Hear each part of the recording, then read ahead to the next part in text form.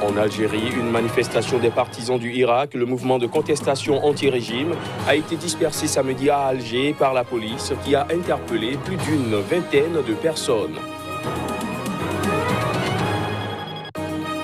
Au Burkina Faso, le collectif contre l'impunité et la stigmatisation des communautés dénonce une tentative de nettoyage ethnique du groupe d'autodéfense Kogloego contre les Peuls. On en parle dans cette édition. Et puis en République centrafricaine, un premier cas de nouveau coronavirus a été diagnostiqué. Il s'agit d'un citoyen italien de 74 ans qui est arrivé le 8 mars dernier sans symptômes.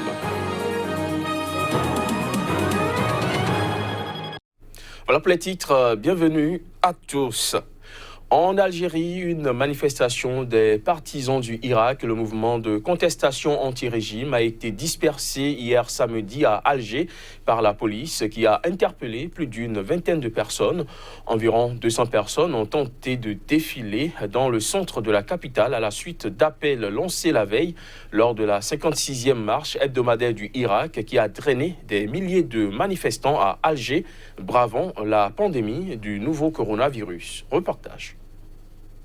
Environ 200 personnes ont tenté de défiler dans le centre d'Alger à la suite d'appels lancés la veille lors de la 56e marche hebdomadaire du Irak qui a drainé des milliers de manifestants à Alger, bravant la pandémie de nouveau coronavirus.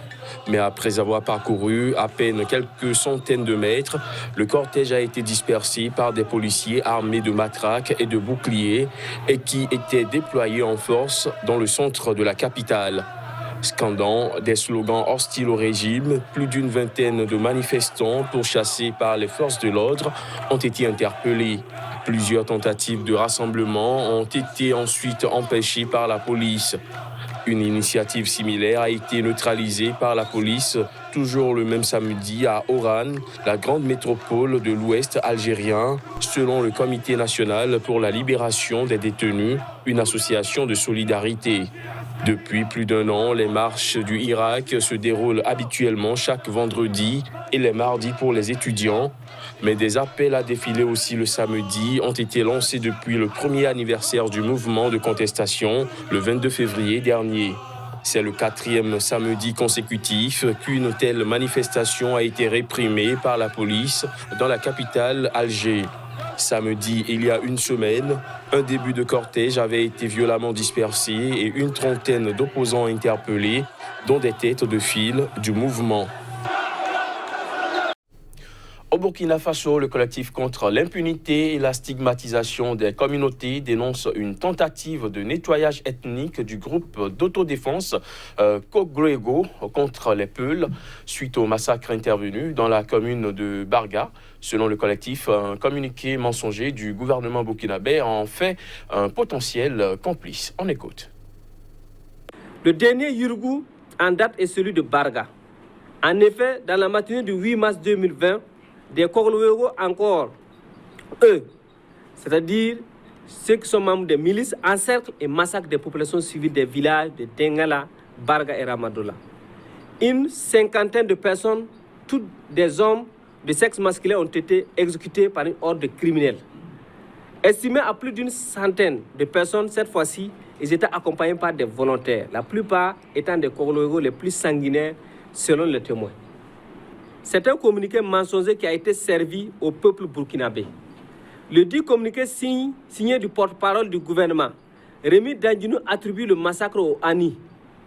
Pourtant, les populations sont formelles. Il s'agit bel et bien des Kogloego criminels de la commune de Titao. En plus de son caractère mensonger, ce communiqué fait du gouvernement un potentiel complice dans cette tentative de nettoyage ethnique et de crimes contre l'humanité. Pire, il est complice car ces crimes ne sont pas commis par des hommes armés non identifiés, mais par certains éléments Kogloego criminels et des volontaires armés par l'État et par des FDS. Vous arrivez, on vous dit, voilà ceux qui ont commis le crime. Et vous nous servez après un communiqué pour dire, ce sont des personnes non identifiées. Ce comportement-là n'est rien d'autre que des actes de complicité. Et nous disons les membres du gouvernement qui se sont comportés ainsi, en posant des actes de complicité, seront également poursuivis comme tels.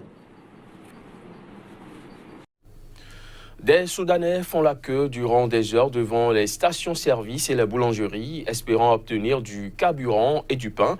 Une situation qui perdure alors que l'économie du Soudan s'enfonce dans une profonde crise qui risque de menacer la paix sociale dans un pays en pleine transition politique. Au lieu de relever la tête après la chute de la dictature du président Omar el-Béchir il y a presque un an, l'économie soudanaise n'a fait que s'enfoncer dans une profonde crise qui risque de menacer la paix sociale dans un pays en pleine transition politique. Et la population en subit de plein fouet les conséquences. À Khartoum, il faut 6 heures d'attente en moyenne pour faire le plein dans les stations-service encombrées, 3 heures pour acheter du pain, tandis que les bonbonnes de gaz domestique sont rares à trouver et que les coupures d'électricité durent 6 heures ou plus par jour. Les usagers des transports publics attendent longuement dans la poussière et sous un soleil de plomb le passage d'un bus hypothétique. Les gens sont manifestés pour le changement. Il y a eu des martyrs et des jeunes ont sacrifié leur vie. Par conséquent, ceux qui gouvernent aujourd'hui doivent partir s'ils se sentent incapables de relever la situation, lance Hassan Ibrahim, la cinquantaine qui ne décolère pas. Un certain mécontentement populaire s'est exprimé lors de manifestations le 20 février dernier contre la mise à la retraite d'officiers de l'armée qui ont soutenu le mouvement de contestation contre le régime de Omar el-Béchir, arrêté et jugé. Mais un ras-le-bol généralisé n'a pas eu lieu. Le capital de sympathie pour le Premier ministre Abdallah Hamdok s'est renforcé après l'attentat manqué qu'il a visé lundi avec des manifestations en sa faveur. Nous souhaitons une solution rapide. Le carburant, l'électricité et le pain sont essentiels à la vie et on ne peut pas s'en passer, dit Mohamed Ibrahim en poussant sa voiture vers les pompes de la station-service à plusieurs centaines de mètres. Alors que l'inflation continue de grimper en flèche, que la plupart des ménages subissent une forte pression financière et que les subventions des principaux produits de base drainent les coffres de l'État, le gouvernement de transition et la communauté internationale doivent agir vite pour éviter un effondrement économique et la désintégration du processus de transition qui l'accompagne. Le Soudan du Sud a formé un nouveau gouvernement d'union nationale afin d'en finir avec une guerre civile qui a fait en 6 ans plus de 380 000 morts. Mais la violence armée n'en a pas pour autant faibli dans le pays. Des milliers d'hommes armés, des communautés Nuer et Murle se battent à Jonglei, un état de l'est du pays, depuis février dernier, laissant les villes en cendres et de nombreux morts et blessés. Reportage. Koban Gacho attend de se faire opérer dans cet hôpital de la capitale Juba. Ce voleur de bétail a été attaqué par un groupe rival dans la nuit, alors qu'il préparait lui-même un raid. Plusieurs communautés se battent pour l'accès à la terre, à la nourriture et au bétail. Alors que les combats entre les troupes du président Kiir et son rival Machar ont diminué, les violences intercommunautaires, elles, continuent de faire des ravages. 3 amis de Koba sont morts. Le jeune de 20 ans a survécu, mais souffre de lésions sérieuses. Je me suis fait tirer dessus à l'épaule, puis je me suis évanoui. Quand je me suis réveillé, je me suis rendu compte que j'étais blessé à la cuisse et à la jambe. 3 membres de notre groupe sont morts et 6 ont été gravement blessés.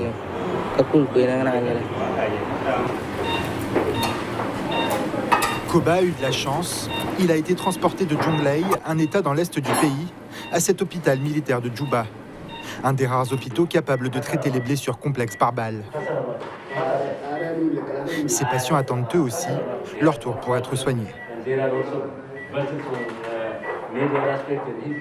La plupart du temps, nos patients sont chanceux. Ils survivent à de très mauvaises blessures. Par exemple, une blessure au torse pourrait atteindre les poumons, pourrait provoquer une hémorragie dans le poumon. Si la personne est touchée du côté gauche, il pourrait mourir, mais la plupart de nos patients s'en sortent. En février, après des mois de négociations, le président Salva Kiir et son rival Riek Machar ont formé un gouvernement d'union nationale pour tenter de mettre fin à une guerre civile qui a fait près de 400 000 morts en 6 ans. Mais alors que ce conflit prend fin, le Comité international de la Croix-Rouge a vu le nombre de patients blessés par balle dans le pays augmenter de 20% en un an. La grande majorité des patients que nous soignons souffrent de blessures par balle. Ils sont impliqués soit dans le conflit, soit dans des violences intercommunautaires. Les éleveurs sont les plus touchés, mais c'est parmi eux qu'on voit la plus grosse augmentation de patients, notamment quand ils se battent dans des raids au milieu du pays.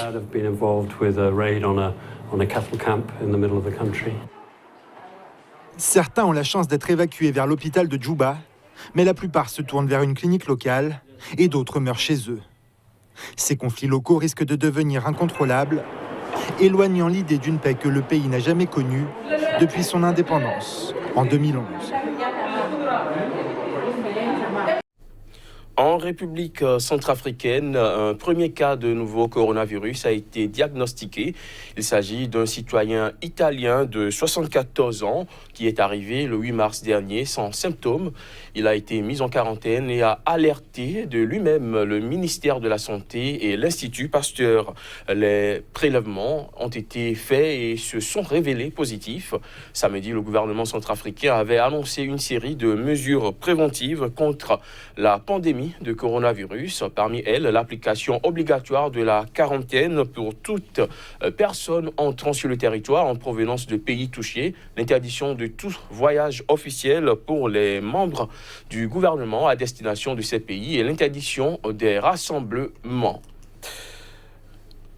Des Sud-Africains ont été rapatriés de Wuhan en Chine, épicentre de l'épidémie de coronavirus, mais les habitants de la province du Limpopo, où le groupe de plus de 100 personnes sera mis en quarantaine, ont des sentiments mitigés quant à leur retour sur leur territoire. On écoute. Je pense donc que c'est une mauvaise décision qu'ils ont prise, le gouvernement, d'amener ces gens dans la province du Limpopo, parce que la province du Limpopo est une province qui a beaucoup de zones rurales. C'est pourquoi la plupart des gens seront touchés dans les zones rurales. Ils ne peuvent pas suivre ou se rendre dans une clinique où ils peuvent obtenir de l'aide rapidement. Je pense donc qu'ils devraient mettre en place des cliniques mobiles à la frontière et tout le reste. Parce que si jamais ils amènent ces personnes infectées, des tas de gens seront infectés, même les médecins seront infectés parce que lorsqu'ils expirent, je respire l'air qu'ils expirent. La plupart des gens seront donc touchés. Il est bien que le gouvernement ramène nos enfants à la maison parce que nous sommes censés nous en occuper. Nous ne pouvons pas permettre que nos enfants meurent en dehors de notre pays. Je n'ai pas peur de leur retour parce que je sais que mon pays est protégé par tant de choses. Nous avons de grandes églises en Afrique du Sud qui peuvent voir tout ce qui vient dans notre pays. Oui. Fin de ce JT, merci de l'avoir suivi.